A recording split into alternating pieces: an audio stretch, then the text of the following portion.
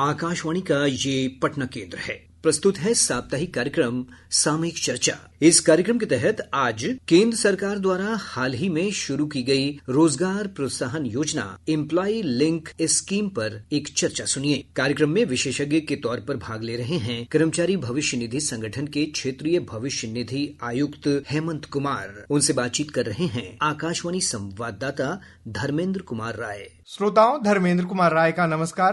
केंद्र सरकार ने हाल ही में एम्प्लॉय लिंक्ड इंसेंटिव स्कीम की शुरुआत की है। इसका जो उद्देश्य है, असंगठित क्षेत्र में जो कर्मी हैं उनको सामाजिक सुरक्षा देना, रोजगार के नए अवसर उत्पन्न करना। आज आकाशवाणी के विशेष चर्चा कार्यक्रम में हम इसी पर बातचीत करेंगे। हमारे साथ बातचीत के लिए आकाशवाणी स्टूडियो में कर्मचारी भविष्य निधि संगठन के क्षेत्रीय भविष्य निधि आयुक्त हेमंत कुमार जी उपस्थित हैं।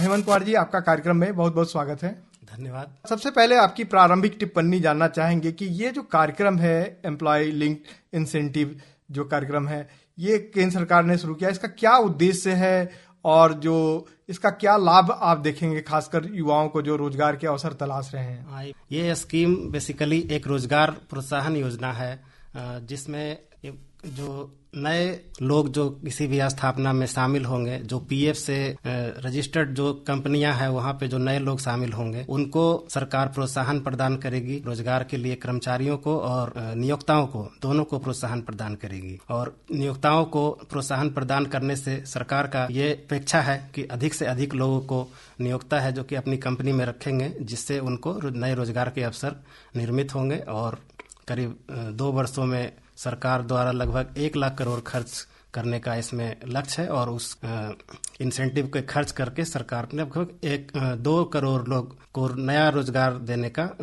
लक्ष्य है। जी, बहुत ही महत्वाकांक्षी योजना है। जैसे आपने बताया कि इसमें जो कर्मचारी हैं उनके लिए भी और जो नियोक्ता है जो नौकरियां देते हैं, दोनों के लिए अलग अलग प्रावधान किए गए हैं जो वित्तीय प्रोत्साहन देने का जो कार्यक्रम है। ये तो सबसे पहले इस कार्यक्रम जो योजना है केंद्र सरकार की, इसके पहले भाग में आते हैं जो कर्मचारियों के लिए विशेष तौर पर जो प्रावधान किए गए हैं, उसके बारे में आपसे जानना चाहेंगे। और किस तरह से, जैसे जो असंगठित क्षेत्र है उसमें बहुत बड़ा एक सेक्टर है, रोजगार प्रदाता सेक्टर है, इसको ये फॉर्मलाइज करने में किस प्रकार मदद करेगा? ELI योजना जो सरकार लेकर आई है, इस योजना के मुख्यतः 2 भाग हैं।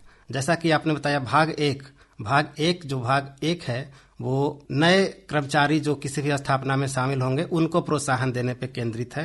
नए कर्मचारियों को सरकार उनके पहले महीने का वेतन, 1 महीने का वेतन अप टू 15,000 प्रोवाइड करेगी। जो प्रोत्साहन राशि है ये सरकार उनके खाते में 2 किस्तों में प्रोवाइड करेगी। पहली किस्त कर्मचारी के खाते में 6 महीने की कंटिन्यूअस सर्विस के बाद और दूसरी किस्त 12 महीने की कंटिन्यूअस सर्विस के बाद उनके खाते में जाएगी। हालांकि यहाँ पे सरकार इससे कुछ और भी लक्ष्य साधने की कोशिश कर रही है। सरकार का उद्देश्य है कि लोगों को न्यूनतम आर्थिक साक्षरता प्रदान की जाए, इसीलिए 12 महीने की कंटिन्यूअस सर्विस के दौरान एक मिनिमम फाइनेंशियल लिटरेसी उनको प्राप्त करना होगा, साक्षरता प्राप्त करना होगा। और साथ ही साथ इसमें सरकार का उद्देश्य है कि लोगों में सेविंग का हैबिट भी प्रमोट किया जाए। तो इसके लिए सरकार है जो उनको प्रोत्साहन राशि कर्मचारियों के खाते में दी जाएगी, वो उनको एक सीमा तक है जो कि सेविंग इंस्ट्रूमेंट के रूप में उनके बैंक खाते में रखी जाएगी, जो कुछ समय बाद वो निकाल सकते हैं। अब जहां तक है कि ये कैसे है जो कि रोजगार को है जो कि फॉर्मलाइजेशन करेगी, तो रोजगार में जो हमारे नए कर्मचारी जो आ रहे हैं वो उनका है जो कि सरकार पीएफ और पहले महीने का वेतन कार है जो कि नियोक्ताओं को प्रोवाइड कर रही है। तो ये नियोक्ताओं पे एक जो नए नियोक्ता होते हैं, जो छोटे नियोक्ता होते हैं, उन पे एक बोझ होता है जो उनको बियर करना होता है अपने स्थापना के नए दिनों में। तो सरकार ये नए एम्प्लॉयर्स को इंसेंटिवाइज कर रही है, जो छोटे हैं, जो बड़े एम्प्लॉयर्स हैं, उनको इंसेंटिवाइज कर रही है कि आप लोगों को रखिए। हम अप टू एम्प्लॉयर्स को अप टू 3,000 तक गवर्नमेंट है जो कि प्रोवाइड करेगी कर्मचारियों की सैलरी के अनुसार। जो कर्मचारी 10,000 तक जिनकी सैलरी है उनको सरकार अप टू 1,000 उनके बदले में नियोक्ताओं को प्रदान करेगी, हर कर्मचारी के बदले में। जिन कर्मचारियों की सैलरी 20,000 तक है, 11,000 से 20,000 के बीच में है, उनके एवज में, उनके बदले में सरकार नियोक्ताओं को प्रति कर्मचारी 2,000 रुपये प्रदान करेगी प्रोत्साहन राशि के रूप में। और इसी तरह जिन कर्मचारियों की सैलरी 20,000 से ऊपर है और लगभग 1 लाख तक है, तो इन कर्मचारियों के एवज में प्रति कर्मचारी सरकार है जो कि नियोक्ताओं को 3,000 रुपये तक की प्रोत्साहन राशि प्रदान करेगी। अब है कि इन कर्मचारियों को कंटिन्यूअस नियोक्ताओं को कम से कम 6 महीने की सर्विस में रखना होगा। तो 6 महीने की सर्विस में रखना होगा। सरकार उनका, इन कर्मचारियों का सरकार है जो कि उनका बोझ वहन कर रही है। पीएफ का पहले महीने की सैलरी का कंटिन्यूअस 3 महीने की 3,000 तक दे रहे हैं प्रोत्साहन राशि, तो इससे उनका बर्डन कम होगा। तो वो उनको सामाजिक सुरक्षा भी प्रदान की जाएगी। सामाजिक सुरक्षा में लोगों को दायरे में लाया जाएगा, अधिक से अधिक लोगों को लाया जाएगा। तो उनका जो असंगठित क्षेत्र में लोग हैं उनका जॉब का फॉर्मलाइजेशन होगा। जैसा आपने बताया कि इस योजना का उद्देश्य भी है कि देश भर में करीब 2 करोड़ नए रोजगार सृजित हों, लोगों को रोजगार मिले। जो फ्रेशर्स जिसको कहते हैं, जो पहली बार नौकरी करते हैं, उनको नौकरियां मिलेंगी। इसके अलावा भी जो है करीब 1.5 करोड़ और रोजगार जनरेट होंगे। तो कुल मिलाकर 3.5 करोड़ रोजगार सृजित करने का, उपलब्ध कराने का लक्ष्य रखा गया है। एक आपने बात कही, जो असंगठित क्षेत्र है, बहुत सारे लोग इसमें काम करते हैं, गिग वर्कर्स हैं, जिनकी जो सामाजिक सुरक्षा का भी ध्यान रखना होता है। असमय कई बार उनकी नौकरियां छटनी में चली जाती हैं। तो इसमें वित्तीय जो है साक्षरता का भी लक्ष्य रखा गया है कि लोग जो है कठिन परिस्थितियों के लिए, प्रतिकूल परिस्थितियों के लिए जो है कुछ जमा करने की, बचत करने की भी आदत डालें। और सामाजिक सुरक्षा की बात की गई है। तो किस प्रकार ये जो कर्मी हैं असंगठित क्षेत्र के, उन्हें जानकारी दी जाएगी? क्या रोल आउट करने का, किस प्रकार रोल आउट करने का कार्यक्रम है ये स्कीम 1 अगस्त 2025 से लागू होगी और अगले 2 वर्षों तक लागू रहेगी। ये सभी क्षेत्रों में जो काम करने वाले कर्मचारी हैं, उन सभी क्षेत्रों में ये वहाँ पे ये प्रोत्साहन राशि लागू होगी, सबको मिलेगी। विशेषकर हमारा चूंकि भारत अभी विकसित देश की ओर कदम बढ़ा रहा है, तो मैन्युफैक्चरिंग पे विशेष जोर है। इस योजना में मैन्युफैक्चरिंग में कार्य करने वाले जो कर्मचारी हैं, जो मैन्युफैक्चरिंग के उद्योग धंधे हैं, जो इंडस्ट्रीज हैं, वहाँ पे लोगों को अधिक से अधिक प्रोत्साहन दिया जाएगा और वहाँ पे ये उद्योग 4 साल तक ये योजना लागू रहेगी।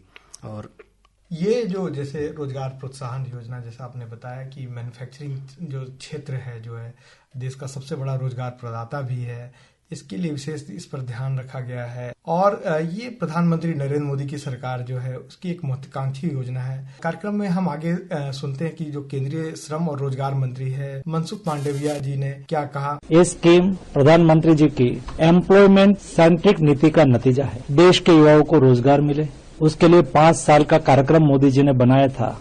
उसके तहत ये स्कीम लाई गई है। ये स्कीम के द्वारा देश में जो यूथ नया जॉब में आता है, उसको 1 साल में 2 किस्त में 7,500 रुपया डीबीटी के माध्यम से उसके अकाउंट में डाला जाएगा। केंद्रीय श्रम और रोजगार मंत्री की बात सुन रहे थे, उन्होंने बताया कि एक बहुत बड़ी पहल है। आप कैसे इसको देखते हैं, जो रोजगार देने की बात की जा रही है और जो फ्रेशर्स की बात की गई है कि उसमें जो उनको अवसर दिए जाएंगे?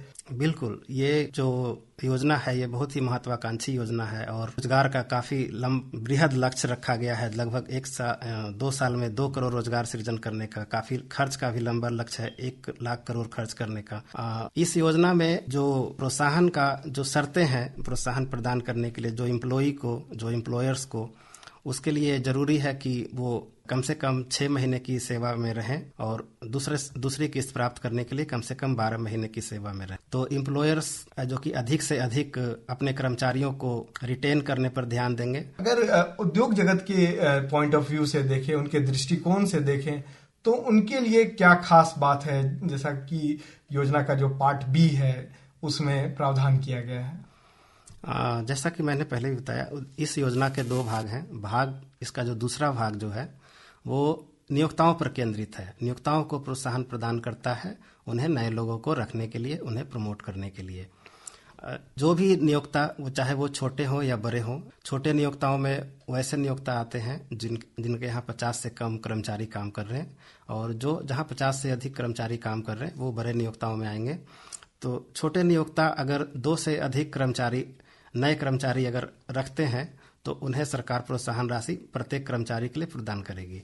अगर बड़े नियोक्ता कम से कम जहां 50 से अधिक कर्मचारी हैं, अगर वो 5 से अधिक लोगों को रखते हैं तो उन्हें सरकार प्रोत्साहन की राशि प्रदान करेगी। ये सरकार चाह रही है कि अधिक से अधिक लोगों को रखें, इसीलिए 5 न्यूनतम शर्त है, 5 से अधिक जितने भी कर्मचारी बड़े नियोक्ता रखेंगे या 2 से अधिक जितने भी कर्मचारी छोटे नियोक्ता रखेंगे, उन सब के लिए सरकार है जो कि 3,000 तक की प्रोत्साहन राशि प्रदान करेगी प्रत्येक कर्मचारी के एवज में उनकी सैलरी के अनुसार। जी, इससे पहले भी हमने देखा कि किस प्रकार कोविड के दौर में जो है उद्योग जगत के लिए जो है प्रोडक्टिविटी बेस्ड लिंक इंसेंटिव की घोषणा की गई। उसके बाद एक ये बड़ी घोषणा है और इसमें जैसा 3,000 रुपए तक इंसेंटिव को देने का निर्णय किया गया है। ऐसे लगता है कि जितने अधिक से अधिक संख्या में अगर कर्मचारी रखेंगे तो उतनी के जो है अनुपात में उन्हें लाभ मिलेगा और उद्योग जगत ने भी इसकी काफी सराहना की है। कई सारी सामाजिक सुरक्षाएं भी चलाई जा रही है केंद्रीय श्रम और रोजगार मंत्रालय की ओर से और कर्मचारी भविष्य निधि संगठन इसकी मॉनिटरिंग करता है। अगर देश में भी बड़ी संख्या में जो है ये सामाजिक सुरक्षाओं की योजनाओं के दायरे में लोग आ रहे हैं, उनका रजिस्ट्रेशन हो रहा है पीएफ के लिए। बिहार में किस तरह की प्रवृत्ति आप देख रहे हैं जो रजिस्ट्रेशन की बात करें कर्मचारियों के? बिहार हमारा सामाजिक सुरक्षा के दृष्टिकोण से एक बहुत ही उभरता हुआ राज्य है। हमारे बिहार राज्य में जो क्षेत्रीय कार्यालय भविष्य निधि के हैं उसमें पिछले कुछ वर्षों में सामाजिक सुरक्षा के दायरे में आने वाले लोगों की संख्या अप्रत्याशित रूप से बढ़ी है। अभी जैसे हमारे पटना क्षेत्रीय कार्यालय के अंतर्गत लगभग 8 लाख कर्मचारी हैं जिनका रेगुलर अंशदान आता है। इसी तरह से भागलपुर और मुजफ्फरपुर में भी लगभग 5 लाख और 3 लाख के आसपास कर्मचारी हैं जो सामाजिक सुरक्षा के दायरे में हैं। बिहार सामाजिक सुरक्षा के दृष्टिकोण से आगे भी यहाँ जो बाकी भविष्य निधि संगठन का ये लक्ष्य है, ये उद्देश्य है, ये प्रयास है कि जो सामाजिक सुरक्षा के दायरे में लोग नहीं हैं उन्हें दायरे में लाया जाए, उनको सामाजिक सुरक्षा प्रदान की जाए। जी बिल्कुल, आपने ठीक कहा। जो कर्मचारी भविष्य निधि संगठन है इसकी मॉनिटरिंग करता है और जो पीएफ के अंशधारकों की संख्या है जो है उनकी संख्या लगातार बढ़ रही है, सब्सक्राइबर की संख्या लगातार बढ़ रही है, तो एक अच्छे संकेत हैं। और साथ में जो ये रोजगार जो प्रोत्साहन योजना की शुरुआत की गई है तो इससे काफी बढ़ावा मिलेगा, उनकी जो नौकरियों को सुरक्षित रखने में, उनके भविष्य को सुरक्षित रखने में मदद मिलेगी। युवाओं की अगर बात करें तो बड़ी संख्या में युवा हैं जो नौकरी तलाश रहे हैं, नौकरियां पाने के लिए जो योग्य हो गए हैं और बड़ी संख्या में ग्रेजुएट पोस्ट ग्रेजुएट जो है पास आउट हो रहे हैं। उनके लिए अगर हम देखें तो ये रोजगार प्रोत्साहन योजना है, उनके भविष्य को सुरक्षित रखने के लिए उनको अवसर प्रदान करने के लिए कितना महत्वपूर्ण मानते हैं आप?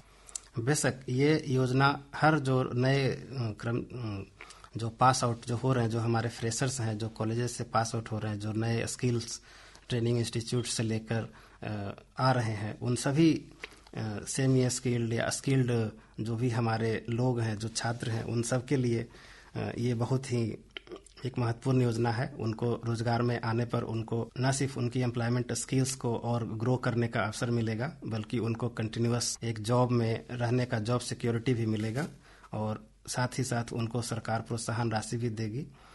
बचत की जो प्रवृत्ति है वो भी सरकार उसमें वृद्धि करेगी, उनको प्रोत्साहित करेगी। सरकार उनको फाइनेंशियल एक साक्षरता भी, जो वित्तीय साक्षरता उनको प्रदान करेगी ताकि वो भविष्य में जॉब में रहने के दौरान या फिर सामाजिक आचार व्यवहार में वो किसी भी फ्रॉड का शिकार ना हो, तो इसके लिए फाइनेंशियल लिटरेसी भी उनको प्रदान करेगी। तो और जो नए लोग हैं जो हमारे यहाँ पे आएंगे उनको किसी भी कंपनी में पहली बार ही है जो कि जॉब मिलने में जो कि मेन चैलेंज होता है, तो जब वो किसी कंपनी में जाते हैं और वहाँ पे उनको रिटेंशन के लिए सरकार की तरफ से प्रोत्साहन प्रदान किया जाता है, तो सरकार ये इंश्योर कर रही है कि उनको जो एट्रिशन है जो कम से कम हो, अधिक से अधिक उनका रिटेंशन हो और उनको क्षमता बढ़े, उनका रोजगार परक क्षमता का विकास हो ताकि वो और अधिक से अधिक इकोनॉमी में योगदान दे सकें। जी, देश की अर्थव्यवस्था को इससे ताकत मिलेगी, मजबूती मिलेगी। श्रोताओं, हम कार्यक्रम के अंतिम चरण में पहुंच चुके हैं। ये जो एम्प्लॉय लिंक्ड इंसेंटिव स्कीम है, जो रोजगार प्रोत्साहन योजना है, एक बहुत बहुआयामी योजना है। इसे कई चीज़ों को साधने की सरकार ने कोशिश की है। जो असंगठित क्षेत्र है उसको कहीं ना कहीं फॉर्मलाइज करने की कोशिश की गई है और उद्योग जगत को भी जो है विश्वास में लिया गया है। तो इन सब बहुत सारी बातों पर विचार मंथन किया गया। गहन चर्चा के बाद ये योजना तैयार की गई है। आगे जैसे जैसे ये लागू होगी, अलग अलग मोडालिटीज के तौर पर हमें देखने को मिलेगा किस तरह से लाभ मिल रहा है, और उम्मीद जताई जा रही है कि और भी लोग इससे जुड़ेंगे, क्योंकि ये जहां कर्मचारियों के लिए और फ्रेशर्स के लिए जो है महत्वपूर्ण है, नियोक्ताओं को भी लाभ प्रदान करने वाली है। एम्प्लॉय लिंक इंसेंटिव स्कीम जो है, रोजगार प्रोत्साहन योजना पर विभिन्न विषयों पर आपने हमें जानकारी दी। हमारे साथ आकाशवाणी स्टूडियो में बातचीत के लिए उपस्थित थे कर्मचारी भविष्य निधि संगठन के क्षेत्रीय भविष्य निधि आयुक्त हेमंत कुमार जी। आप इस कार्यक्रम में आए और कई विषयों पर चर्चा की और जानकारी दी, इसके लिए आपका बहुत बहुत धन्यवाद। धन्यवाद। इसके साथ ही साप्ताहिक कार्यक्रम सामयिक चर्चा का ये अंक समाप्त होता है। इसके तहत अभी आप रोजगार प्रोत्साहन योजना एम्प्लॉय लिंक स्कीम पर एक चर्चा सुन रहे थे। कार्यक्रम में भाग ले रहे थे कर्मचारी भविष्य निधि संगठन के क्षेत्रीय भविष्य निधि आयुक्त हेमंत कुमार, और उनसे बातचीत कर रहे थे आकाशवाणी संवाददाता धर्मेंद्र कुमार राय। यह कार्यक्रम आकाशवाणी पटना के प्रादेशिक समाचार एकांश द्वारा प्रस्तुत किया गया।